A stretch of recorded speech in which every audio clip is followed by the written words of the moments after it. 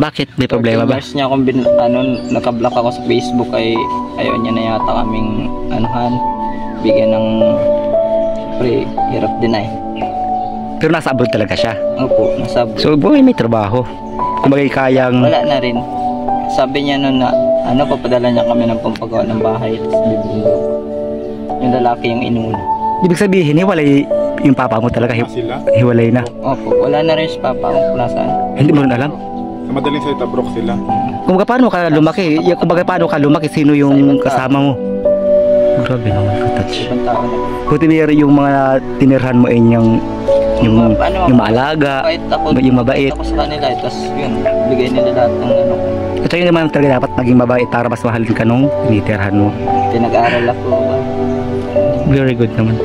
Tapos yung kasama mo lagi ngayon, ano yun, parang manager? Yung dancer. Kasi hindi mo na talaga siya nakita. Ilan? 13 years? Ang tagal. 13 years. Ano lang ko na, tapos may nalagaan pa akong bunso, si Louie. Ilan kayo magkapatid? 10. Yan, dami. So parang ikaw lang nahiwalay sa kanila. Tapos yung ang ano ko ay yung pag uwi ko dito noong time na yun, kapatid ko naman bunso at hindi nga ni mas musin ay. Wala magulang saan dyan nanunulugan. Kasi nung nagulat ka sa akin, tinanong kita na asan yung magulang, sabi mo wala na akong magulang. Bagay may magulang, kaya lang ay...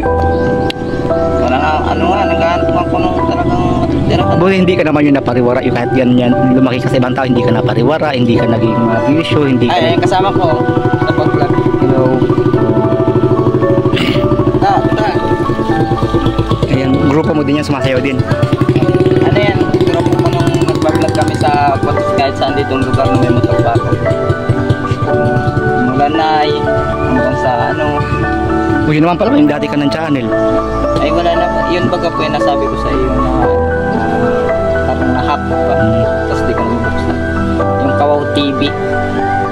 So baka kasi may na-upload kayong hindi maganda. Kasi pag mayroong ganun iniya. Ang video ko lang na-post ka sa yung time sa motor. Mga ano lang. Sir! So nag-apply pa rin siya ngayon? Buti hindi kasi napariwara ba yung buhay mo kahit malayo ka sa... Hindi ka lumaki sa magulang kung hindi ka na pariwara. Sa magulang ko. Kasi iba ay nagparo sa akin. Iba din si ano. Pero hindi ka naman nakaranas nung parang inapi, yung nilatrato. Magandang ang trato nila sa akin nung pinalaki nila. Yung nagpalaki sa iyo. Ano parang talagang ano nila sa akin, tunay na anak. Yun ang maganda, nakasumpo ka naman ganung nagpalaki sa iyo. Kaya nung nag-chat nga tayo, ako natawa talaga. Akala ko joke kung wala akong magulang. Sabi ko, paano kaya? Bila. Tapos yung tatay mo, as in wala ka na rin balita. As in talagang wala ka ng balita doon. Or baka may pamilya din. Hindi mo alam kung nasaan. Ibig sabihin, maliit ka pa nung naghiwalay sila. Wala pa nga rin po ba? Alam ko naman na talagang buntis pa tayo si mama nung umalis. Tapos ngayon asin talagang wala ng balita, wala ng kontak kahit sa chat. Hindi mo naman sinubukan na search siya baka may Facebook. Meron po siyang Facebook kasi binlock niya ako sa Facebook. Ba't binablock? Ayaw niya talaga. Ayaw niya talaga kami napunta noong time na pumunta ako ng Maynila. Diba nasa Maynila siya? Noong time na may asawa nga niya. Umuwi yun. Isang misis. Pumunta ako ng Maynila. Tapos yun. Nagsama-sama. Tayo na naku-enter. Ginalita pa ako. Ano may galit ka sa kanila? Nagtatanim ka ng galit? Magkakaroon ng galit. Mga kapatid ko. Paano ba ito nila? Kasi yung iba kasi, pag ganun ang nangyari, may malaki ang galit sa magulang. Yung iba ko kapatid. Galit sila. Kasi para kasi kayong i-abandon. Nabandon na kayo. Gusto ko nito na. Sabi ko lang gusto. Kasama sa routine. Sabagay siguro, kaya din lumayo, naging ganun yung mama mo. Or may kanyang dahilan silang mag-asawa. Talaga gusto niya ng talaga mag-amit para sumunod ang buhay niya. Gusto niya kumunod ang sarili niya, hindi naman kayo kasama sa plano niya. So tagal may rice box yung nagaling na maraming gulo sa kami. Kasi mura talaga yan. 980 O baka may asawa naman bago. Malay mo naman pagdating ng panahon, kunin kayo lahat. Wala nang panahon, mga asawa kami. Ano na. Sabagay. Kasi Kumbaga dapat ngayon mas kailangan niyo yung kalinga nila eh, di ba? kayo lang din mag-aalaga sa kanila. Kaya pa yung sana kung may magulang na nagagawa. Yung naranasan mo hanggang na magulang. Magulang. Kaya ipagpasalamat mo na lang din na nagpalaki sa iyo, maayos yung pagpapalaki sa iyo. At saka, kumbaga parang naging mabait ka din naman siguro kasi nga Bait man siya. mahal ka naman tulad din na observe ko naman dito parang mahal ka nila as in tinuring ka nila dito ang pamilya. So sad naman. Kahit okay siya ng mukha pa rin din namin makilala. Kasi talagang ayaw niya magpakilala sa inyo, parang gano'n. Yes, kahit magpare-okay siya, natandaan ko naman yung nangyari na sa ganito. Hindi yun alis. Napisip-pisip ko dati ng bata. Anen? So ilang years kayo hindi ipangkita? Ube? 13. Tagal. Ay, ilang taon ako ngayon, 20. Ito yung kapatid ko pa, ilang taon. 15 na ngayon. Yung pinakabonso na yun. Yan naman, hindi ko rin napagtanong. Sabi ko pa magtanong kahit kinama. O kasi kapag yung siguro baka may ibang dahilan siya, hindi niya lang kayang ipaliwanag. Kahit na daw po may isang dahil. Dapat ikaw na niya. Oo, kayo yun naman talaga. Kaya pumunta na ibang bansa para sa pamilya, para sa mga anak. Kaya ang dami nagalit ng mga lalaki na una nila. Pero yung mga kapatid niya nandito sa lugar na to, hindi, wala. Nandito, nasa Maynila. Asa Manila din. Pero dito na orang.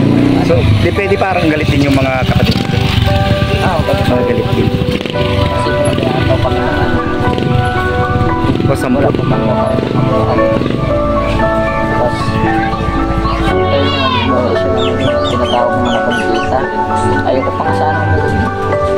Kasi nani, hindi ko na yung mabigat ka na sa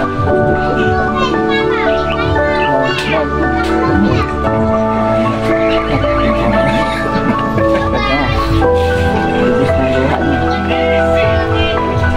Grabe naman. Grabe na sa akin. Nakuryente ako ng sa akin. Ayun na sa akin. Nakuryente ako. Ano, nagputok-putok yung balat? Hindi ang ano. Buti hindi natuluyan. Nag-tip na ako kung hindi ko nabitawan yung ano, yung wire. Gabi yun na, saksak kayo. Wala nang pas sa hospital. Yung ginawa nila sa akin parang nagbasa sila ng puno. Kaya yun sa Katawan mo. kawan ko. Ginalo. Tapos nagalit ka sa akin kung magkano ka dito. Ikaw pa sinisi. Wait kang anak. Hindi mo tunay na anak. Sabi ko na. Nagalaw pa. Doon ako medyo Sumama loob. doon sa time noon. Pagkasabi niya sa akin wala akong punta tapos din ako ng anak ko. Doon ako. Mga ilang taon ka nang sinabihan ka ng ganun? Tanungan na ko yung ibuan pa. 12 years old. Nandun ako sa Manila. Anak din po ni Papa yung hindi na lang. Tapos ang nilakihan mo ay yung mga kamag-anak mo rin sila. Hindi naman siya ibang tao, kumbaga mga tsahin. Ano na yun? 12 years ako ano ako noon nung ibang tao na talaga nagpalaki sa akin, nagpaaral. Ay hindi mga kamag-anak, kumbaga hindi mga tsahin. Yun. Ang ibig ko sabihin kasi is kaya naman nandun ako sa Maynila is nakitira din ako kay Datika ng parang ilang buwan lang. Pero talagang kumbaga nagpalaki sa iyo sa ibang tao ka talaga lumaki. Tapos bumalik po ako doon sa sa amin. Nung Nung una pa lang nilang paghiwalay, nung una pa lang siya mapunta. Nandito pa kami sa Narciso na nakatira eh. Yun, yung time na yun, parang paliwa, ano din yung isip. Nakagawa nga ako ng masama dahil tayo may pulso ko kapatid. Di huwag makain ng masama. Ay, huwag magawa ng masama. Nakagawa ko ako, tapos yun, nagawa ko yun. Kaso, ano din ako, nung umitid ako ng 10 taon, ay ilang ako na. Ay, kung bagay bata ka pa talaga. Nagawa ko masama. Okay lang, minsan ay Alam ako sa tindahan. huwag na lang ulitin. Pagkain naman, yung pera. Kasi nagkakaroon ako sa may-ari. Sabi ko pa, may trabaho. Wala na nga nang kami, wala na kaya kanya sa amin yung gano'n. Hanggang sa time na tumawag si Tita Laura sa amin, masabi ko, kaunin daw kami. Tapos, pagka na hindi ako sumama nun. Nagbatangas ako. Trabaho ka na nun. Trabaho mo. Sobrang bata pa rin. Tapos, yun, yung time na Batangas ako, yun, doon ako nakatagpo na may pinag sa ating ibang tao. Batangas. Tapos, ayun nila akong pagtrabahuhin. Tapos, binibigyan nila akong pagpadala doon sa kapatid kong bunso. Dati nadala ko. Kung bagay ikaw parang ikaw yung nagbuhay dun sa bunso mong kapatid, ayan. Hanggang umidad yun ng 13 years old sa akin.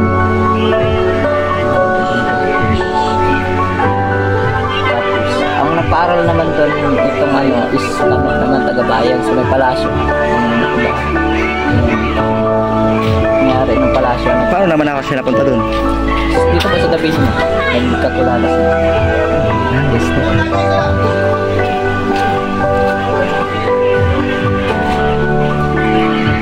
Ano lang talaga yung sa mga kapatid ko sa akin walang problema. Si Inda Gabriel nga yun ang nagbubunta ng ano kayo namin. yung ibang kapatid mo. Madaming ibig sabihin sa gabunit. Kaya nga nagaling.